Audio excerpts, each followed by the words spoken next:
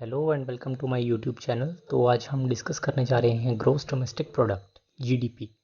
ये क्या होता है जीडीपी? तो चलिए आज डिस्कस करते हैं इसकी। सबसे पहले हम general definition, what it means, इसका formula, how do we contribute to GDP, what GDP tells us, what GDP does not tell us. आज हम ये सब बातें डिस्कस करेंगे।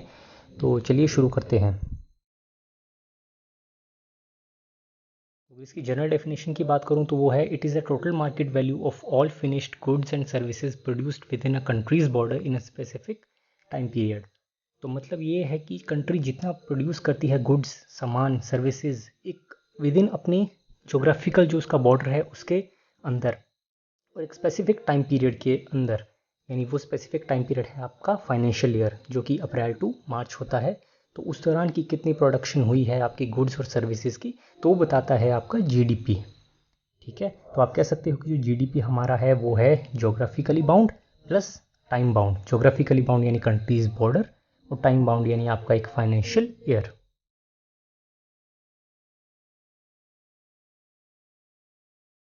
व्हाट इट मीन्स, इसको सिंपल भाषा में समझा जाए तो ये है कि suppose if country produces and sells 10 cars of 1 lakh each, if a country spend 10 lakh on healthcare and education, and if country invest 10 lakh on various project, and if it makes 10 lakh of net export, then we can say that country has a GDP of 40 lakh।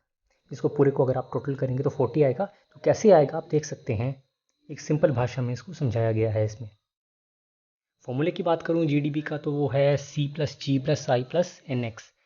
सी यानी private consumption या consumer spending, यानी जो हमारी और आपकी जो spending है, हम कितना स्पेंड कर रहे हैं, कैसे कितना कैसी कहाँ का सामान खरीद रहे हैं। इसे तो कहा जाता है कि स्वदेशी खरीदो ताकि हमारा जीडीपी बढ़े। तो वो है हमारी और आपकी कंजम्पशन। जी यानी गवर्नमेंट स्पेंडिंग, गवर्नमेंट कितना स्पेंड कर रही है।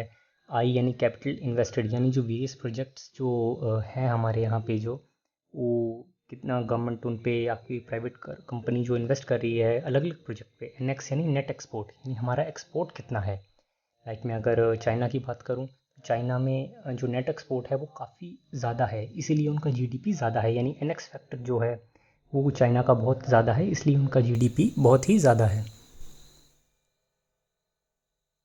तो how do we contribute to GDP? अगर जाहिर सी बात है कि we buy more product and services of our country, तो हम जीडीपी बढ़ा सकते हैं। If private company spend more and more project, ठीक है, तो हमारा जीडीपी बढ़ सकता है। And if net export of country increases, तो भी हमारा जीडीपी बढ़ सकता है। तो इसीलिए वोकल फॉर लोकल, प्लीज़ आप भी स्वदेशी अपनाओ।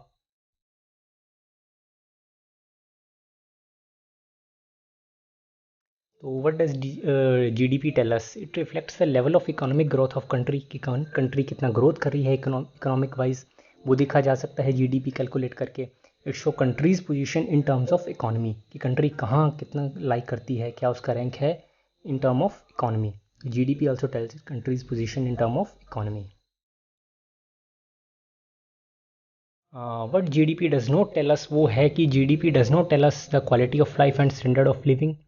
ठीक है, जाहिर सी बात है कि ये हमें स्टैंडर्ड ऑफ लिविंग नहीं बताती है, क्योंकि बहुत सी ऐसी कंट्रीज़ हैं जिनका जीडीपी इंडिया से बहुत ही ज़्यादा कम है, लेकिन फिर भी वहाँ का अगर मैं बात करूँ तो जो स्टैंडर्ड ऑफ लिविंग है वो बहुत ही अच्छा है, बहुत ही हाई है। क्यों? क्योंकि वहाँ पे पॉपुलेशन जो है वो कम है, तो पॉपुलेशन जो है उसमें स्टैंडर्ड ऑफ लिविंग में अहम रोल प्ले करती है। तो इसलिए उसके लिए जो पैरामीटर है वो है जीडीपी पर कैपिटा, वो हम किसी और वीडियो में डिस्कस करेंगे। दूसरा है, does not tell us about political freedom, happiness, wealth and inequality. तो जाहिर सी बात है कि एक जीडीपी एक इकोनॉमिक टर्म है, ये हमें पॉलिटिक्स और हैप्पीनेस के बारे में कुछ नहीं बताती है, तो ना ही हमें वेल्थ इनइक्वालिटी के बारे में बताती है। तो अगर आपको हमारी वीडियो पसंद आई है तो प्लीज़ लाइक, शेयर और सब्सक्राइब करें। Thank you very much.